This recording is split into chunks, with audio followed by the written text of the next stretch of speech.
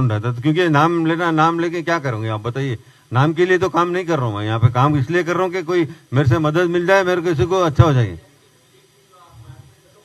नहीं, मैं of side में भी बहुत अच्छा खेलता था, खाली फ्लिक के बारे में बात करें।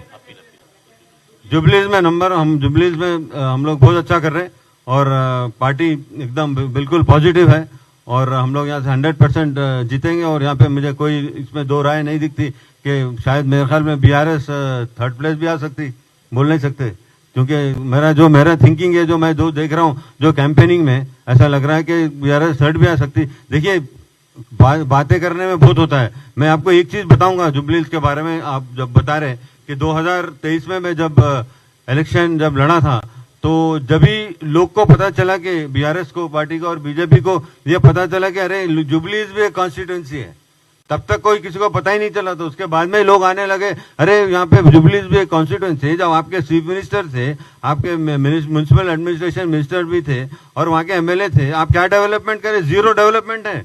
आप कोई भी डेवलपमेंट नहीं की। जब से कांग्रेस पार्टी आई, जब से डेवलपमेंट, लास्ट दो महीने या 2.5 महीने में आपको 200 करोड़ का काम हुआ है। खाली पेपर पे काम नहीं हुआ है, वो काम स्टार्ट हुआ है, काम चल रहा है। शायद मेरे ख्याल में इलेक्शन कोर्ट की वजह से थोड़ा बहुत काम रुका है, बट लेकिन काम, एक मिनट मैं बोल रहा था आपको, 1 मिनट, काम हो रहा है। क्योंकि इससे पहले कोई डेवलपमेंट है, अगर आप जुबलीज में जाइए, आप भी जा सकते हैं, आप मेरे साथ कभी दौरा करिए, आपको बताता हूँ कितना काम नहीं है, क्योंकि आपको खुद पता चलेगा। क्योंकि बोलते हैं ना, जो दिखता है वो बिकता है, सीइंग इज बिलीविंग, तो मेरे ख्याल में वही है, सीइंग इज, आप देखोगे तो पता चलेगा। कोई डेवलपमेंट होगा, कांग्रेस पार्टी ही डेवलपमेंट करेगी। जैसा हम लोग ने क्या राशन कार्ड दिया है, और स्विंग मशीन मेरे ख्याल में 2500 के ऊपर स्विंग मशीन दिया है।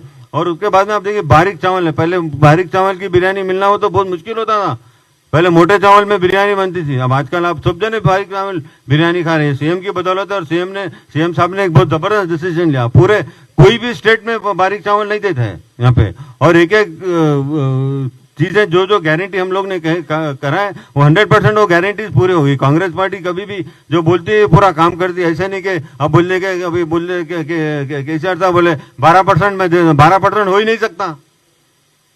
आप बोलने में क्या, यूपी में बोलते हैं जुमले छोड़ देते हैं, जुमले बोलने से नहीं होता है।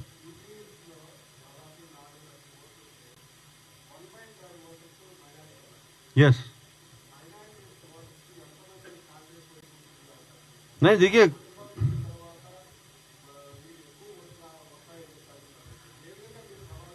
देखिए, इससे उसमें कोई आप वो नहीं कर सकते। जो वोटर्स कांग्रेस को है वोट करेंगे, वो माइनॉरिटी 100% कांग्रेस को ही वोट करेंगे। और जो कांग्रेस के जो वोटर्स है, जो मुस्लिम वोटर्स है, 100% कांग्रेस की तरफ ही है, और कोई दूसरी पार्टी की तरफ नहीं है।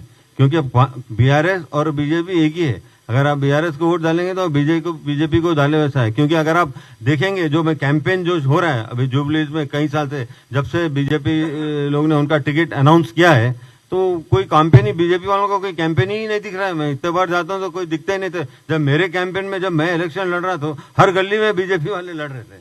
मेरे को आज वो नहीं दिख रहा है। जो हमारा जो जनरल इलेक्शन भी हुआ, उसमें भी देखिए 8 सीट बीजेपी को है, बीआरएस को एक भी सीट नहीं है। तो ये कॉम्प्रोमाइजिंग जो चलता है ना, वही चल रहा है, और दूसरा कोई वो मुझे नहीं दिखता है।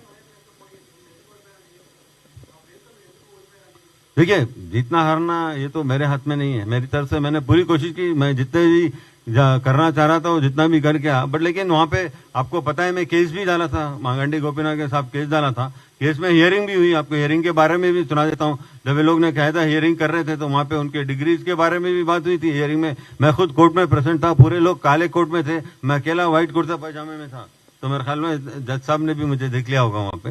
तो और उसमें जो केस था, वो केस बारे में उनको फिर से ट्रायल को वापस भिजा दिया गया। वो लोग ने 2 बार ट्राई किया कि उसको केस क्वॉश करने की, बट नहीं। जब जो जज थे उन्होंने कहा कि नहीं, फेस ट्रायल करना पड़ेगा, अगर मैं यहाँ पे स्टे करते जाऊंगा तो आपका ये पूरी एक वो बन जाएगी, फिर हर आदमी आएगा स्टे के लिए। तो मैं केस अगर होता तो मैं जीता, क्योंकि मेरे को जो गलती हुई, जो इलेक्शन में, जो काउंटिंग में और जो ईवीएम मशीन में जो गलती हुई, उसके ऊपर मैं केस डाला, और मेरे पास प्रूफ भी है, प्रूफ के साथ केस डाले।